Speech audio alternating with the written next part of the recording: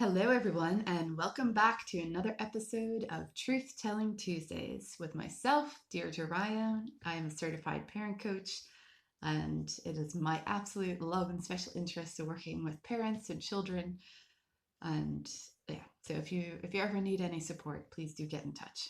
So this week, for the next 2 weeks, Holly Hill Library in Cork City, they're sponsoring 2 parenting workshops with myself. And I've been very focused in preparing for them. And those 2 are, and they're free and they're open to everyone. I highly recommend them. I can't do it enough because I think it's so central to how we show up for ourselves, how we show up as parents, how we show up in the world in all of our all in our glory and all of our facets, right? The first workshop will be focusing on ourselves as parents and emotional regulation, interoception. How do we know what's going on in our bodies? How are we feeling? Do we feel safe? Are we feeling triggered into a threat response or a fight response? Or really, what's going on for us? And how do we keep ourselves calm and regulated so that we can therefore help co-regulate with our children? And also not just our children, with partners. How can we interact then with colleagues, teachers, whoever we are interacting with on a daily basis? So the first workshop is specifically for us as parents. How do we support ourselves? How do we understand what's going on inside of our body and how that's affecting our outward behavior? And then next week, again on Wednesday, is about how we reframe and understand our children's behaviors and what's going on for them and what we call meltdowns and tantrums, right? And really understand what's actually going on for them and how best we can serve them, right? So I think they're crucial. I think they're the basis of parenting and humaning, and it's information I wish I had earlier myself, right? But we all do the best we can with what we have in each moment, and the more I learn, the better parent I am, right? For sure.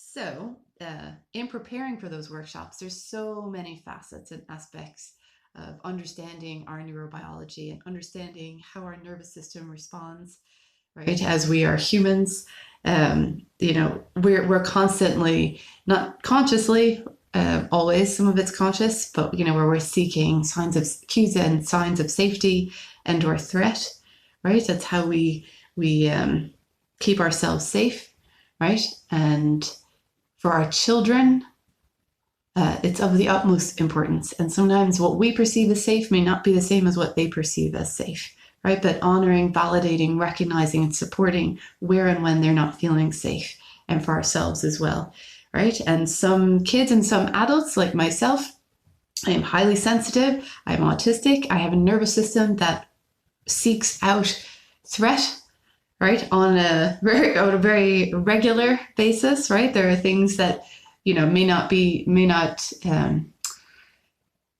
other people may not perceive as threat, but my body might. And I find it, for me, when I speak for myself, find it harder for myself to re-regulate. So it's high importance for me to keep learning new ideas, new strategies, new ways of supporting myself, new ways of releasing the tension I'm holding in my body, so I can be more present for myself and for my clients and for all the kids I get to work with and for my own kiddo, right? And yeah, so it's really, it's crucial. It's crucial.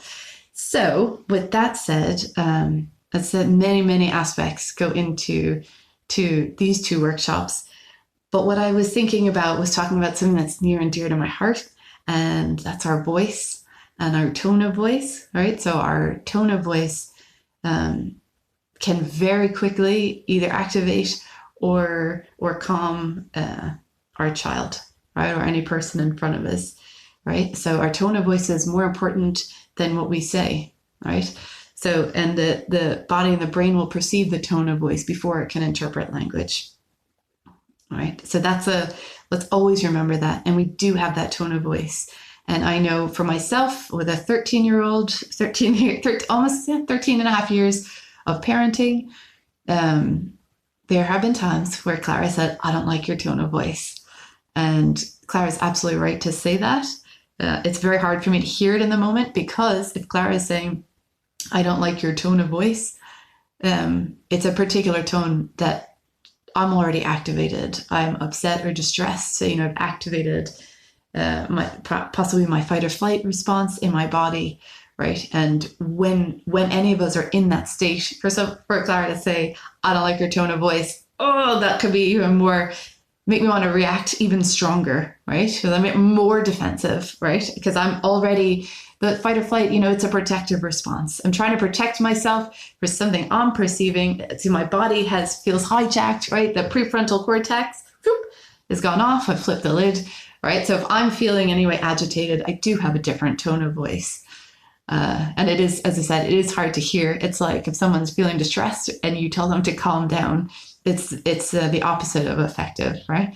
But I have learned, over time to really, and it is important for me to hear Clara say that and to validate their experience, right? So I say, if I say there's nothing wrong with my tone of voice, or I say, I don't want to gaslight Clara, right? You know what I mean? And I'm also trying to validate, like their experience of what's going on, because it's true. And it's like, and what Clara is perceiving is, and their body is perceiving is, do they need to activate? Do you know what I mean? Am I no longer safe? Right? So when I hear that, I have my own strategies for coming back, sometimes hand over the heart or the thymus thump, and tapping here, really works quickly on the vagus nerve, right? To help calm the body. Hand on the forehead, another good one. You might do it instinctively. On the cheeks, right? Oh, I can feel it already. It's calming myself down. Because sometimes even when I talk about these things, I can get activated, right? Because I think in those moments of thinking about Clara saying, "I don't like your tone of voice," that's not the state I want to be in, right? So even bringing back the memories of that, I can set myself off. But there you go. Oh, hey, then we just do that for ourselves. Oh, little sweetie. Okay, doing great. All right. So when I hear that, I hear as a cue of, oh, Clara's, I'm no longer safe for Clara, right? So I'm bringing myself back to safety, right? So whether it's doing that, or sometimes for me, it's humming or maybe singing, right? So again, I can bring my own tone back to where I want to be. It's easier said than done sometimes in the moment, of course, and we don't always get it right, of course, but we keep working on it. And remember, there's always repair after, right? So I never would say, oh, that's, I would never tell Clara that their perception of the situation was invalid.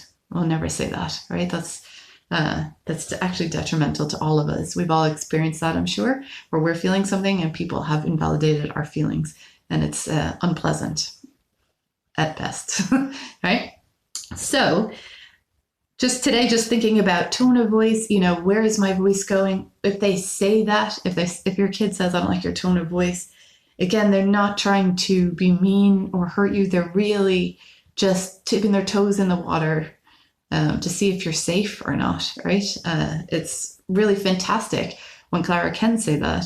Sometimes Clara may not have the opportunity to say that. Clara may go into another nervous system reaction because they may be feeling unsafe with my tone of voice. So if they're able to say it, that's amazing. It's amazing, So like, all right, well done, to them and to us, where they have the space to be able to say that. So anyway, tone of voice, very important in all the stages, and also I was thinking I do stories and songs with kids in libraries. I have a new library today that I haven't worked in regularly. I'll be in Bishopstown Tuesday mornings at 11 for anyone with smallies. But anyway, so I'm feeling a bit nervous too. But I have been doing story time for about 12 years. And at the end of all the story sessions, I do a little song with the snails. These are my little snails. They're so cute. I made them with socks. Very simple, right? So all the kids have a snail. And it's the end of the session, right? Because we've done a lot of singing and dancing and moving around. And now we want to sort of come back, quiet moment, back into our bodies, integrate the experience. And I do it with voice, right? Singing,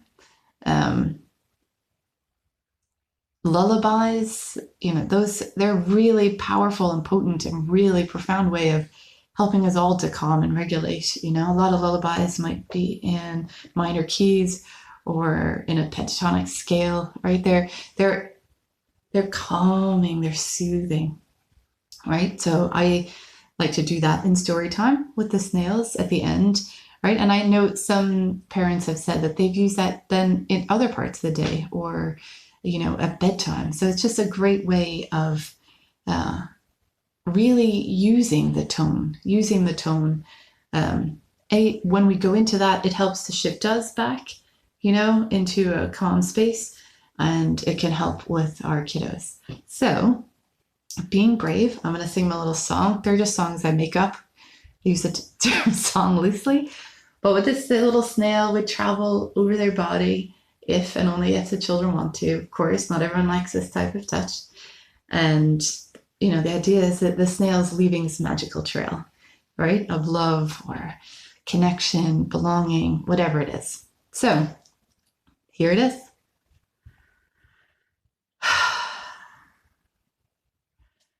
Slowly goes the tiny snail, leaves behind a trail. Slowly goes the tiny snail, leaves behind a trail. Slowly goes the tiny snail, leaves behind a trail. Oh, there he is. I'll leave you with that. Love to you all. See you soon.